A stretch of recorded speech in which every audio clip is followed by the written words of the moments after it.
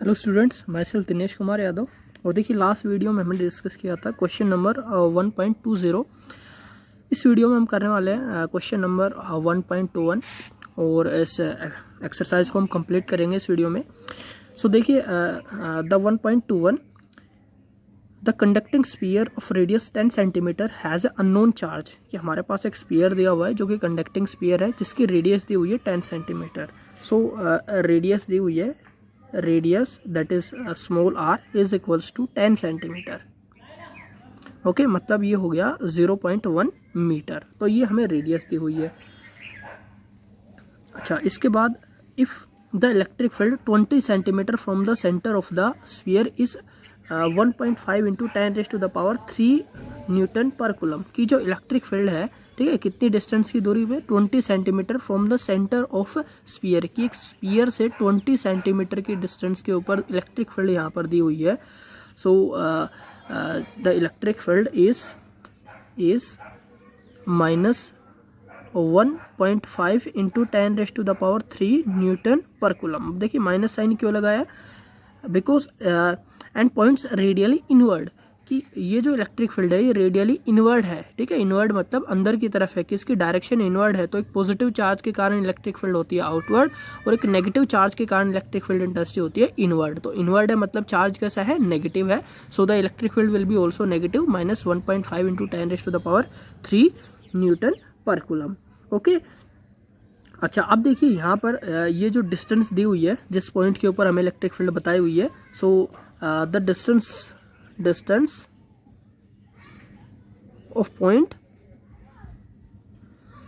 from the center of sphere, from center of sphere के centre पे से कितनी डिस्टेंस पे है वो पॉइंट। तो वो पॉइंट है यहाँ पर 20 सेंटीमीटर के डिस्टेंस के ऊपर। So this is 20 centimetre means 0.2 metre. Okay, so ये हो गया। इसके बाद हमको क्या करना है यहाँ पर, what is the net charge on the sphere. इस स्फीयर के ऊपर नेट चार्ज कितना है वो हमको निकालना है। So we have to find net charge. So देखिए सिंपल हमारे पास भाई फॉर्मूला है यहाँ पर कि हमने गोज थ्योरम के एप्लीकेशन, गोज लॉ की एप्लीकेशन की थी।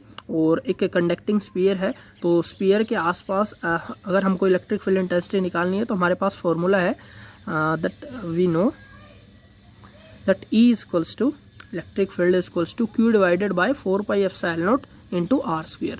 तो याद करिए ये जो फॉर्मूला था, ये फॉर्मूला हमें मिला था एक स्फीयर के केस में। जब स्फीयर के केस में हमें एक स्फीयर के बाहर अगर हमको इलेक्ट्रिक फील्ड इंटेंसिटी निकालनी है, ठीक है, तो उस केस में ये हमारे पास फॉर्मूला था। सो सेम फॉर्मूला यहाँ पर हम यूज़ करके हमें E की वैल्यू दी हुई है, R की वैल्यू दी हुई है, हम यहाँ से Q निकाल सकते हैं। So Q is equals to E into 4πε0 into R²। और इलेक्ट्रिक फील्ड का मैग्नीट्यूड यहाँ पर है माइनस 1.5 इंटू 10⁻³ मल्टीप्लाई बाय 1/4πε0। तो ये हो गया 9 into 10⁻9 multiply by R and R is 0. अब देखिए R यहाँ पर कौन सी हम लेंगे। सो यहाँ पर जो R है वो ये वाली ली जाएगी, क्योंकि from the centre of the sphere, की स्फीयर के सेंटर से इतनी डिस्टेंस के ऊपर हम निकालने वाले इलेक्ट्रिक फील्ड। सो 0.2 मीटर, ठीक है। सो इसका स्क्वायर हो जाएगा 0.2 मीटर इसका स्क्वायर। ओके, और इसको यहाँ पर हम सोल्व करेंगे तो ये जो चार्ज है हमें ये यहाँ पर मिल जाएगा माइनस 6.67 मल्टीप्लाई बाय 10⁻⁻9 कूलम। तो ये बेसिकली नेट चार्ज हो जाएगा हमारा, ठीक है। This is the charge at the centre of the sphere. Okay, so the next question is a uniformly charged conducting sphere of 2.4 meter diameter has a surface charge density is 80.0 microcoulomb per meter square. Find the charge on the sphere and what is the total flux leaving the surface of the sphere. तो देखिए एक हमारे पास uniformly charge conducting sphere है, मतलब एक sphere है जो कि कंडक्टिंग है और उसके ऊपर यूनिफॉर्मली चार्ज है, ठीक है। और उस स्फीयर का डायमीटर दिया हुआ है 2.4 मीटर। सो सबसे पहले स्फीयर का हमें डायमीटर दिया हुआ है, डायमीटर इज 2.4 मीटर। तो यहाँ से देखिए हम रेडियस निकाल सकते हैं। सो 2.4 डिवाइडेड बाय 2, सो 1.2 मीटर। ये उस यूनिफॉर्मली चार्ज कंडक्टिंग स्फीयर की रेडियस हमने निकाल ली है। और यहाँ पर हमें चार्ज डेंसिटी दी हुई है। So the surface charge density sigma is 80 micro coulomb पर मीटर स्क्वायर। ठीक है, अब इस माइक्रो कूलम को हम कूलम में कन्वर्ट कर लेते हैं। So 80 multiply by 10⁻⁻⁶ micro coulomb पर metre square, per metre square. ठीक है, तो ये हमको यहाँ पर सरफेस चार्ज डेंसिटी मिल गई। इसके बाद सरफेस चार्ज डेंसिटी के बाद यहाँ पर हमें दिया हुआ है कि if what find the total charge on the surface के ऊपर यहाँ पर टोटल कितना चार्ज है। तो देखिए यहाँ पर सरफेस चार्ज डेंसिटी का हमारे पास फॉर्मूला होता है that surface charge density is equals to charge per unit surface area. Okay, so Q divided by, अब यहाँ पर सरफेस हमारी एक पूरा स्फीयर है तो स्फीयर का एरिया होता है 4πr²। ठीक है, तो यहाँ से हमें चार्ज निकालना है। So Q is equals to sigma into 4πr²। So Q is equals to sigma, and sigma is 80 multiply by 10⁻⁻⁶ multiplied by 4πr²।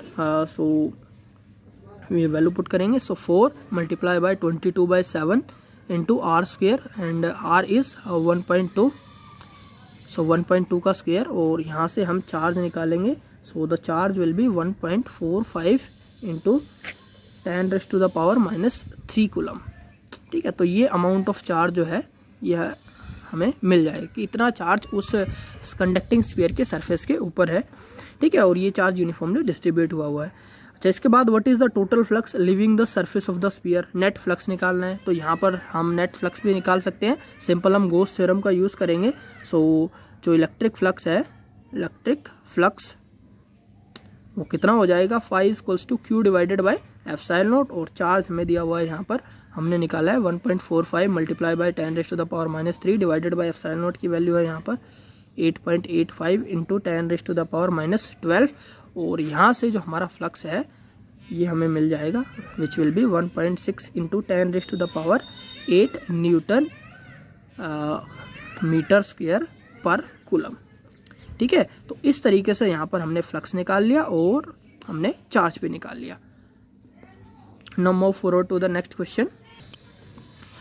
So the next question is an infinite line charge produce a field of 9 into 10⁻⁴ newton पर coulomb. कि एक line charge है जो कि इतनी electric field को generate कर रहा है, प्रोड्यूस कर रहा है। तो इलेक्ट्रिक फील्ड हमें यहाँ पर दी हुई है 9, electric field is equals to 9 into 10⁻⁴ newton पर coulomb. This is example number 1.23।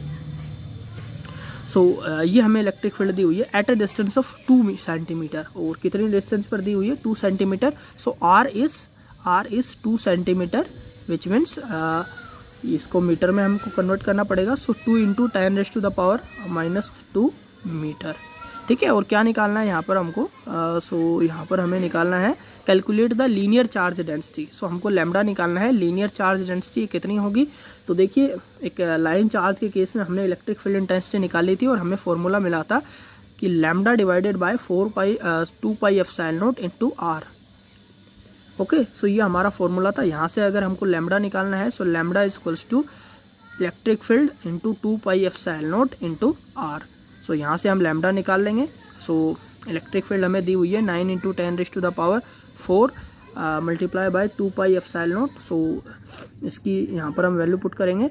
So ये हो जाएगा, देखिए ये जो वैल्यू है, सो हमको 4πε0 की वैल्यू यहाँ पर पता है। ठीक है, तो यहाँ पर हम क्या करेंगे, यहाँ पर हम इसको लिख सकते हैं 4πε0 की वैल्यू होती है 1/9 इंटू 10⁻⁹। तो 2 का क्या हो जाएगा, ये मल्टीप्लाई बाय 2। ठीक है, सो ऊपर भी हम यहाँ पर 2 से मल्टीप्लाई कर देंगे। ठीक है, सो ये यहाँ पर हो जाएगा 4πε0 इसकी वैल्यू। ठीक है, मल्टीप्लाई बाय r यहाँ पर कितना है, r है 2 इंटू 10⁻⁻² मीटर, ये r हो गया।